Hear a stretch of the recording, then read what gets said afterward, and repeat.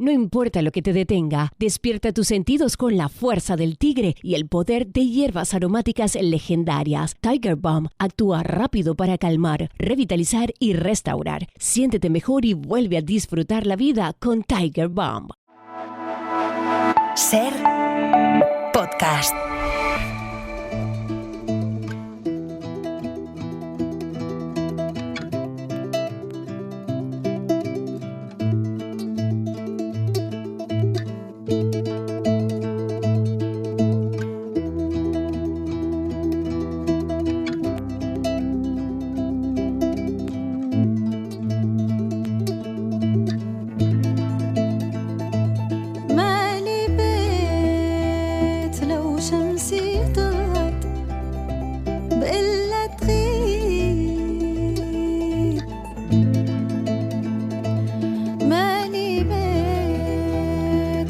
Lo que ocurre en Gaza bien podría ser la primera guerra de la historia moderna sin prensa internacional, porque Israel lo impide, violando el derecho a la información de la Declaración Universal de los Derechos Humanos. Israel ha intentado imponer su narrativa, según la cual no hay inocentes en Gaza, no hay masacres, no hay hambruna. Habría conseguido ese objetivo de no ser por la labor de los periodistas locales. Están obligados ahora a asumir el peso de la documentación de este genocidio, al tiempo que son objetivo constante de Israel.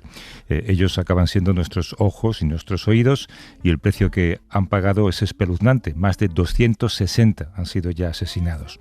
Mónica García Prieto, buenos días. Buenos días, Javier. Sí, hoy queremos centrarnos en esa guerra contra la verdad, en ese vericidio que libra Israel. En solo 2 años murieron más periodistas en Gaza de los que fallecieron en todos los conflictos de los 2 últimos siglos sumados. Y seguramente alguno murió por casualidad, porque los bombardeos son indiscriminados. Pero la mayoría fue ejecutada por Israel, quien además defiende los crímenes. La ecuación es sencilla. Sin prensa extranjera, la única que cuestiona el relato israelí de que en Gaza todos son terroristas es la Palestina, y esa es fácil de eliminar, dado el control israelí sobre la franja. Claro, todos recordamos imágenes como el doble ataque contra el hospital Nasser, que mató a 5 periodistas. ¿Es siempre así, Mónica? ¿Cómo es esa campaña para silenciar a la prensa? No hay un patrón único, pero sí hay una caza al periodista, acompañada de una campaña de desprestigio desde medios y redes sociales israelíes que acusan, señalan y justifican. El caso más conocido es el de Wael Dahdouh, corresponsal en jefe de Al Jazeera y la cara más visible de Gaza, que sufrió ataques directos contra él y los suyos que costaron la vida a 15 familiares, entre ellos su esposa, 3 de sus hijos y su nieto. Fue bombardeada su oficina, su casa familiar, su hijo, que también era periodista, y finalmente Israel le atacó directamente, matando a su camarógrafo y dejándolo gravemente herido. Él mismo nos cuenta cómo Israel asesina a la prensa en Gaza.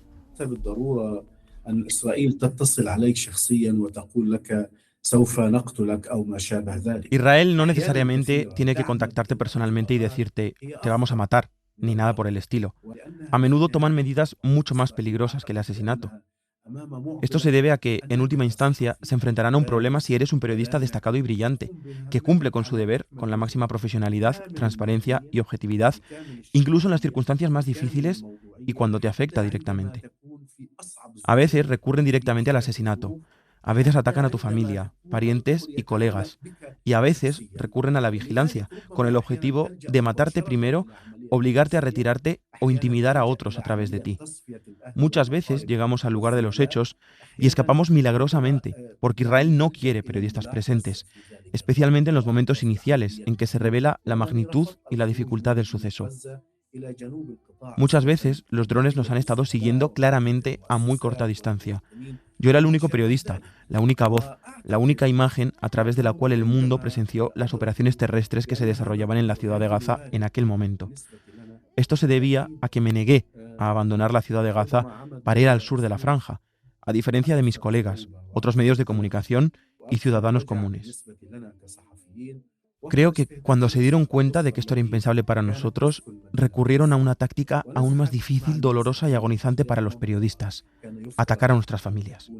Mi familia vivía en la ciudad de Gaza y fue desplazada junto con otros refugiados a una zona que el ejército de ocupación israelí afirmaba que era segura y humana. Sin embargo, las fuerzas de ocupación israelíes los atacaron deliberadamente en su hogar, en el lugar donde habían buscado refugio. Fue evidente porque uno de los periodistas israelíes, cercanos a los servicios de seguridad, declaró inequívocamente que conocían los objetivos del ejército israelí en la Franja de Gaza. En televisión dijo que el objetivo era la familia del periodista Wael Dadou, corresponsal de Al Jazeera en la Franja de Gaza. Fue un mensaje escrito con sangre.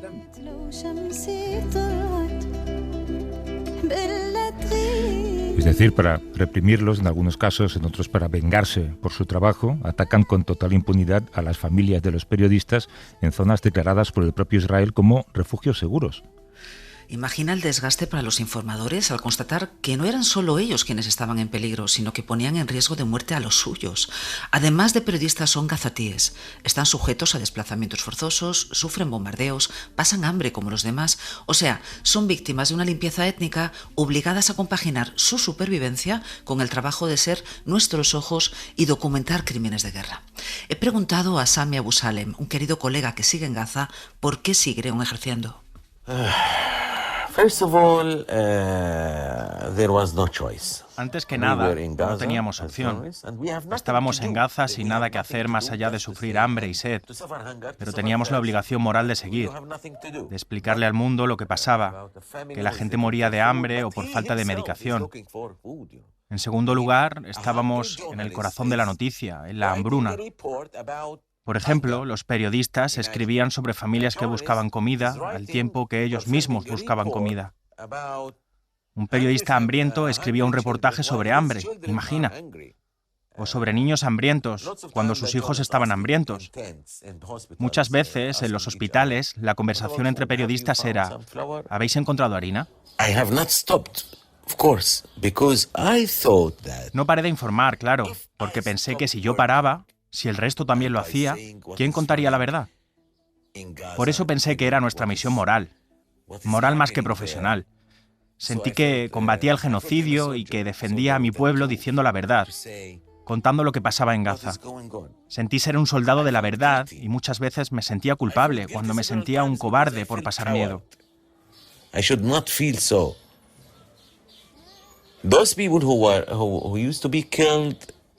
Mucha de esa gente asesinada en refugios, en escuelas, en tiendas, no tenían nada para defenderse, salvo periodistas como yo. Eso me inspiraba valor para continuar sabiendo que Israel impide que la prensa internacional entre en Gaza. Claro, cuesta imaginar el trabajo de un periodista, de este periodista, de cualquier otro, en medio de un genocidio, cuando todo está ideado para matarte a ti o matar a tu familia, y todo esto en medio de una hambruna, Mónica. Así es, ¿cómo sería que se dio una situación inédita? Las 3 mayores agencias del mundo de noticias, France Press, Reuters y AP, emitieron un comunicado conjunto para denunciar que sus periodistas en Gaza se morían de hambre.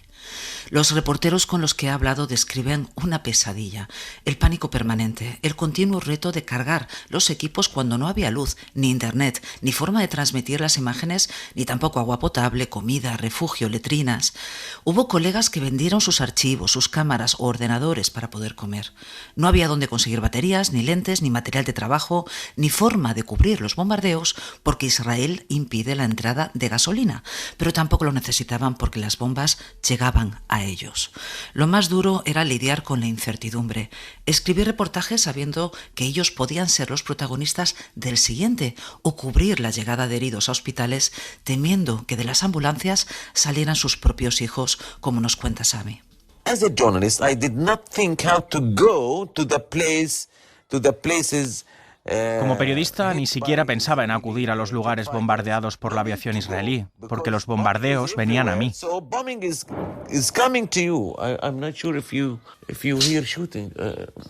No sé si oíste ese ataque. No había necesidad de ir porque las bombas venían a nosotros. Por eso me quedé en la casa de mi tío. Bombardeaban los alrededores, destruyeron varias casas cercanas mientras la gente dormía. Eran casas habitadas. Solía ir a tomar fotos tras los ataques. Contaba lo que veía con mis propios ojos, pero aún así me acusaron de exagerar y de simpatizar con Hamás, cuando no es el caso, y todo el mundo lo sabe. La mayor parte de mi energía durante el genocidio, física y mental, la gastaba en necesidades básicas, en pensar cómo conseguir comida, en mi esposa, mis hijos, en mi madre. Pasaba mi tiempo aterrado pensando que podía perder a cualquiera de ellos. When I think that I'm going to lose any of them, I cannot imagine life. Cuando lo pensaba no podía siquiera imaginar mi vida. No podía concebir que muriesen y seguir yo solo, ni que ellos se vieran obligados a seguir sin mí. Por ejemplo, un día bombardearon una casa en Al-Maghazi, donde está mi familia. Yo estaba muy asustado. Pensaba, ¿qué hago? ¿Corro hacia allí? ¿Espero en el hospital a donde los van a evacuar?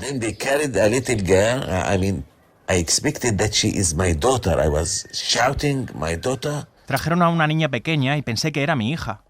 Y no podía saber si era o no, porque estaba cubierta de polvo, su cara, su ropa, todo estaba gris. No podía distinguir su cara ni el color de su ropa. Me volví tan loco que quise saltar y cogerla para saber si era mi hija o no. Y entonces vi los zapatos y supe que no era ella.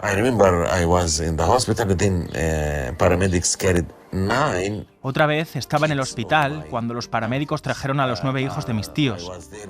También estaba cuando trajeron a otros de mis tíos. Imagina cómo fue. Mi tío llegó decapitado. Fue enterrado sin cabeza.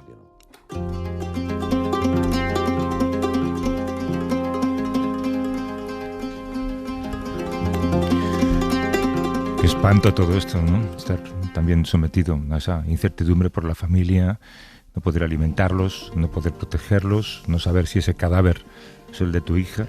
Y esto ocurre hoy porque estábamos escuchando cuando hablabas con él explosiones de fondo, se podían oír. Sí, desde que comenzó el cese el fuego, 6 periodistas han sido asesinados. La frase que más repiten en Gaza es que lo que ocurre allí supera la imaginación, y lo que cuentan lo confirma. Vamos a escuchar a Mahmoud Mustaja, de 25 años y autor del libro en español Sobrevivir al genocidio, que acababa de terminar la carrera de periodismo cuando estalló todo. Mahmoud nació durante la Segunda Intifada, y sus primeros recuerdos son la guerra de 2006 y el bloqueo impuesto por Israel en Gaza.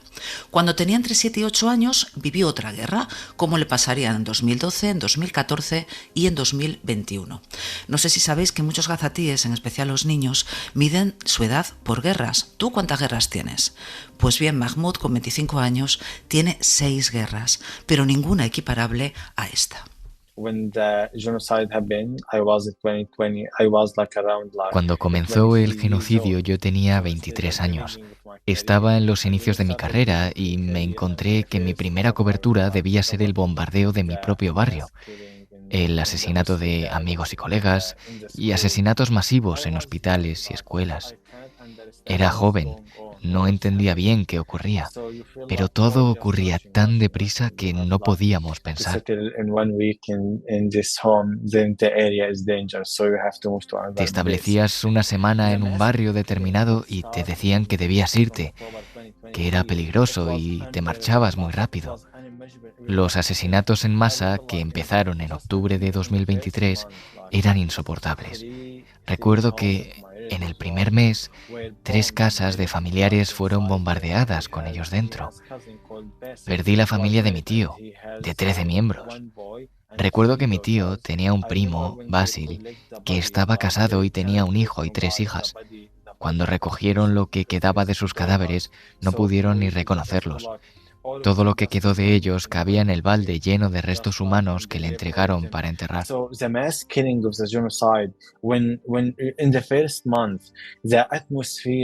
En los primeros meses del genocidio, el ambiente era de desplazamiento forzoso, asesinatos, ataques contra hospitales. Hasta ahora no he podido olvidar el trabajo de las ambulancias, los heridos llenando el hospital, el hecho de que no hubiera sitio en la morgue. Recuerdo que colocaron un camión refrigerado de helados para almacenar cadáveres. De alguna forma, el ambiente era tan extremo que tu mente lo bloqueaba. Era como vivir en una película. Mahmoud abandonó Gaza 6 meses después del principio de la guerra, pero temiendo, Mónica, que su familia fuera asesinada por su culpa, ¿no? Sí, el miedo era tan poderoso que hizo testamento con 23, 24 años. Solo en aquel medio año perdió a 72 familiares y amigos, y una vez que salió de la franja decidió dejar de contar víctimas por salud mental. En el contexto de la limpieza étnica, Mahmoud fue forzado por Israel a abandonar su ubicación 9 veces. Sami y su familia fueron forzados a moverse en 13 ocasiones y allá donde van les siguen los bombardeos y los ataques directos. ¿Cuál es la excusa oficial para justificar los crímenes? Lo habitual es acusarlos de ser miembros de Hamas sin prueba alguna. Sami, que llegó a ser detenido por Hamas precisamente por criticar al grupo, recibió esa acusación. Los periodistas gazatíes están acreditados, van identificados y llevan equipos de seguridad, es decir, no hay dudas de que ejercen el periodismo. Y cuando sus muertes crean malestar en Occidente, cuando la crearon, se creó una unidad especial en el ejército israelí llamada Célula de Legitimación, encargada de ensuciar la imagen de los periodistas asesinados. A todos ellos les buscaban o les inventaban vínculos con Hamas. Recuerdo el caso de Ismail Al-Ghul, un periodista gazatí asesinado en julio del 24. El ejército alegó que había asumido un alto cargo de Hamas en 2007, pero claro, en 2007 Ismail tenía 10 años de edad. Cualquiera que informe desde Gaza es susceptible de ser atacado, él y quienes le rodean, y por eso los periodistas gazatíes han tomado medidas excepcionales, como nos cuenta Nur Swairki desde la Franja. To manage to report and to deliver our work as a journalist in Gaza Strip, most of us... Para informar y hacer nuestro trabajo en Gaza, la mayoría de periodistas nos hemos separado de nuestros familiares. So we were living together in journalist camps. Vivimos juntos en campamentos de periodistas, formados por tiendas, claro, cerca o dentro de los hospitales, porque son edificios residenciales protegidos por el derecho internacional. And also they have the power and they have a good connection with the internet. Tienen tienen buena conexión a Internet y nos beneficiamos de eso, dado que la mayor parte de nuestra logística como periodistas ha sido destruida durante la guerra. Esta ha sido nuestra solución de supervivencia, vivir en estos campamentos.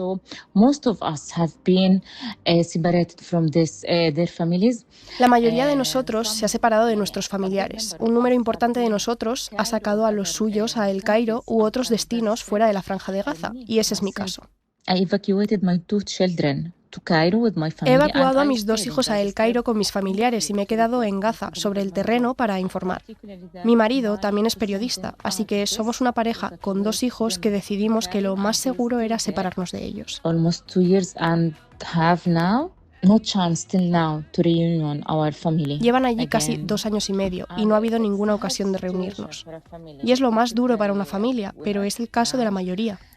Muchos colegas han perdido sus vidas dejando solos a sus familiares. Otros han perdido a sus hijos mientras informaban. Así que informar sobre estos crímenes cuando eres parte y eres víctima al mismo tiempo no ha sido nada fácil.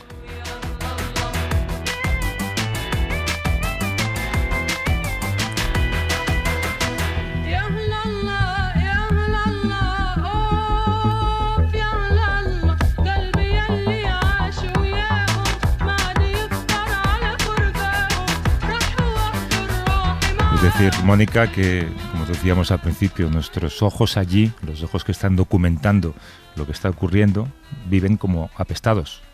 Sí, y no debemos olvidar al centenar de periodistas que han sido encarcelados sin cargos, sometidos a torturas para quebrarlos e impedirles trabajar. Por ejemplo, Ali Al-Samoudi, exproductor de la CNN y de Al Jazeera, que acaba de ser liberado tras un año entre rejas. Ha perdido la friolera de 60 kilos de peso. Él describe las prisiones israelíes como cementerios para vivos. La ONG israelí B'Tselem los llama infiernos vivientes. Infiernos vivientes. Resumían bien al principio cuando decían que el genocidio supera a la imaginación. Cuesta mucho digerir esta impunidad de Israel, y si lo que hemos escuchado hoy parece espantoso, ya pido a los oyentes que se preparen para la semana que viene. Mónica García Prieto, gracias. Gracias a vosotros. Buenos días. Cuídate.